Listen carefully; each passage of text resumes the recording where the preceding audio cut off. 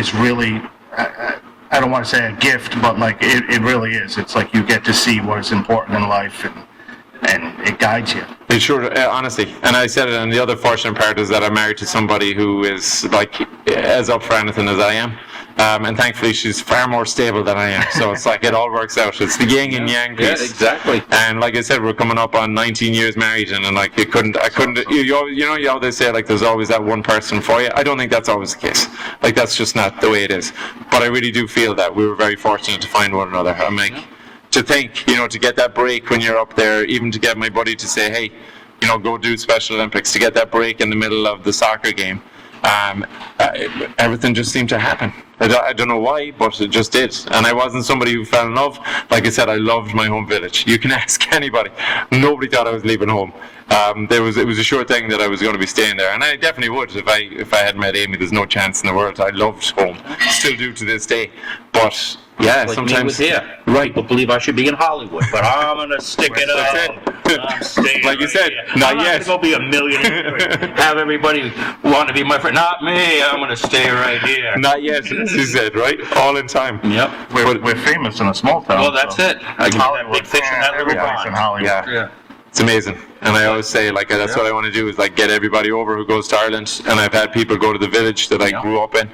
We're still saying that it could be a town, right? We were over 1,000 people. I think we can make it a town.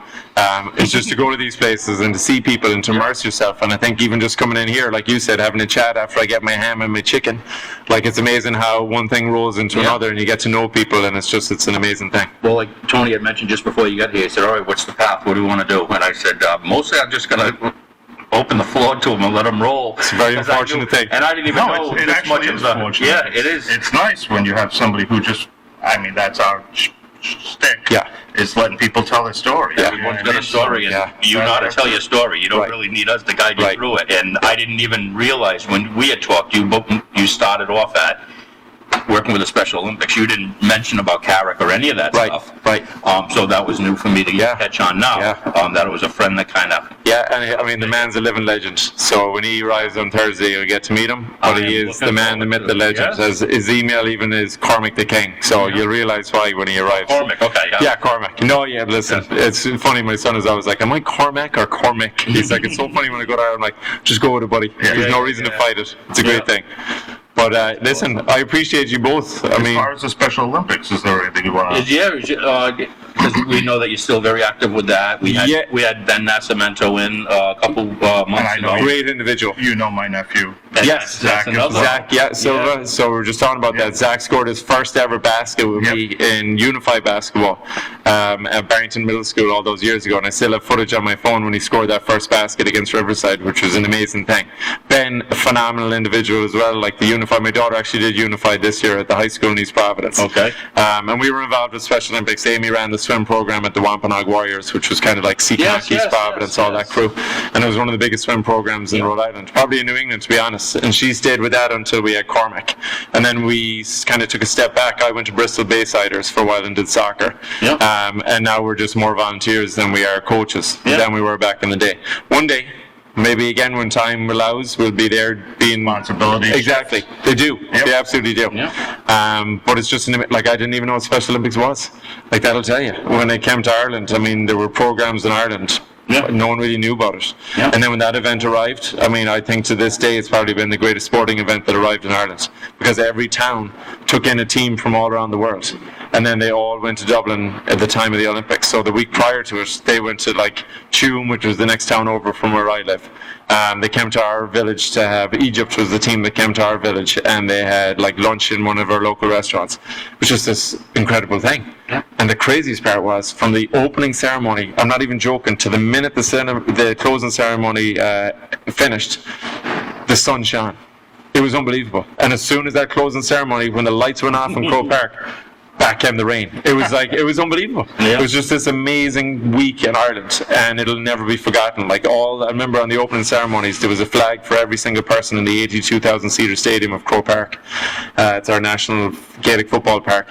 And every single one of the flags were made by prisoners in Ireland, which I thought even in and of itself, it showed that the whole island was involved in the Special Olympics. It was amazing. It was just this really cool thing that that's a great managerial just being able to manage that. Oh. To say, all right, listen, we want the prisoners to do this. We Yeah. want all the towns to get Yeah. involved in housing these people. And We that, want the sun to stay out all day. Yeah, we Yeah. until this time, yeah. The Child of Prague. There was 80,000 Child of Pragues just laid all around Ireland. It was amazing.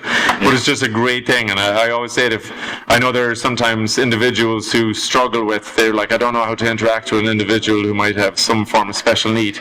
And I always say, just get involved. Because as soon as you get involved, you realize everybody's the same. Like That's the thing, is that when you see someone that is noticeably different. yes, not now- typical, right? Yeah, now you put up a little bit of a wall. Yeah. And like you mentioned, that they're not different. People aren't different. People. It's amazing. Yeah. And no wall needed. Yeah. I'm like, nobody loves more than if you go to any Special Olympic event, they will show you what love is all about. Yeah. I'm like, I don't think we even know what love is. They're cheering for the other team. It's phenomenal. It really is. And I said, and that was the get you moment for me when I met this team from the US, was that they were singing and celebrating the fact that they lost. I saw a unified game, and the kids scored the basket in both sides. Applaud. Cheered away. It's amazing, Look at this, right? You ain't gonna see that at Bruins Canadian. No, 100%. Even myself as an athlete, I think that's what shocked me the most part, was like losing to me was like devastating. And it gave me a whole new perspective on what it was I've to. had athletes here. I had a wrestler here and had him tell his story. And part of his story ended up him saying, he told me what sounded like the greatest story. And I said, no, what was your most upsetting? He said, same one. I didn't get on the team. Right. And I still had one more day to wrestle. Right. Then it was like, wow. Yeah. And It's amazing. and you realize that what sports do, Yeah. and how it brings people together. It's how wild. It can be. It really is. My brother hates sports with a passion. Yep. He loves funny you said that, motorcycles, yeah. everything, and I love sports. And I always tell him he made the best decision in the world. You hate 'cause- motorcycles, though? no, I don't. But I would never drive one myself. And my brother was like, "Why? It's fine." I'm like, "Nope, I can't do it." Not in Rhode Island. Right, I know. Seriously, Is it a sidecar? I'll sit on the back of a motorcycle. I'm happy out. So like I've done it a I've few got my times. scooter out there. I'll give you a cruise around town. That'd be incredible. We'll wait until both sides are willing. And Yeah, I agree. not a fun No, ride. not right now. It's terrible. I got to get you a helmet like I have. Right, it's unbelievable. If you've never seen his helmet, I mean, that in itself should be, you should be in Hollywood for that alone. But I always tell him, like, you don't go through the heartache that a sports fan Yeah. does. And I'm like, I don't know why we do. Like, who cares at the end of the day? I've watching hockey my whole life. Yeah. And one of the things that I always saw with these kids that came to play in the Bruins and keep forgetting, they're from Toronto. Right. These kids grew up in Toronto. Right. Toronto was their favorite team. They got Right. drafted by the enemy. Right. And then they came on here, Yep. and they turned into Bruin Yeah. fans amazing. as much as they played in the Yeah. team. And it was that sports thing that just ties them all together. 100%. And it is a huge thing, but I totally get the people that are, hey, I'm a musician. I got nothing to do with Yeah, sports. I want 100%. nothing to do with Yeah. it. It's an easier life. Yeah, we played in bars, and I can remember playing in a bar, and the Bruins playoff game was on, and one of the kids in the band was all upset. He's like, "Will someone shut this TV off?" I'm like, "You ain't shutting that TV Yeah, off." it's not happening. The Bruins game. I think that's the other fortunate part is actually Yeah. moving to New England. Yeah. I mean, surrounded by unbelievable teams Yeah. for so long. Like, and Yeah. when I came here, I mean, that was just like, it was gold dust. They came here during the '80s. They weren't. I'm so thankful I didn't. Other than the Celtics. Would have been cheaper tickets, all right, Yeah, but yeah, nothing else. I mean, but yeah, I mean, it all panned out in the end, so it's been great. Yeah, that's a fortune of being around Yeah. here. We do have that Yeah. access to great teams. It's awesome. And if you don't like them, you can like a team from New York and Yep. aggravate all your friends. 1,000%. That will not happen here. Yeah. My son was a Cleveland Cavs fan for the first few years of his life. yeah. Like, so we brought him. We were lucky enough to go to a playoff game, Cavs and Celtics, and it was the day that the Celtics absolutely hammered them. And my son was tiny in this like huge, Cleveland jersey. And we were high-fiving, we were like jumping up and down, and people were like, you can't do that. I'm like, he has to learn. I'm like, this is what it's like. Growing up in this area, you don't want to be a Celtics fan, you have to pay. Exactly. So he's now a Celtics It's fan. funny, I usually see with all my friends watching it, the oldest kid was a local fan. Yep. The younger brother always definitely was a fan of another team. Yep. Why? To aggravate that 100%. older- I love it. I love the Yankees. I love it. Yankees suck. And then you go through all that battle. But that was mostly why they love the Yeah. Yankees. I'm like, why do you like the Yankees? Yeah. And half the people wouldn't tell me. And then finally a few, because my brother was such a huge Red Sox fan, man. I just love to nail him. It's like, My wife's a New Yorker, so when Sorry to she hear came that. here, she started, hanging out with people, and they wanted her to give up the Yankees, and she's like, "Listen, I'll support the Patriots, but Yeah, it's like Galway Mayo. I'm staying wearing with it the today. Yankees." This is Galway Vibu, which means Galway forever. And then down here at Sweet Mother of Jesus, because that was one of the commentaries from a game where Dublin and Galway played, and we beat Dublin, which was unbelievable. They were just a fantastic team, and the guy who was doing commentary was like, "Sweet Mother of Jesus, let you all come here and celebrate this." It was just awesome.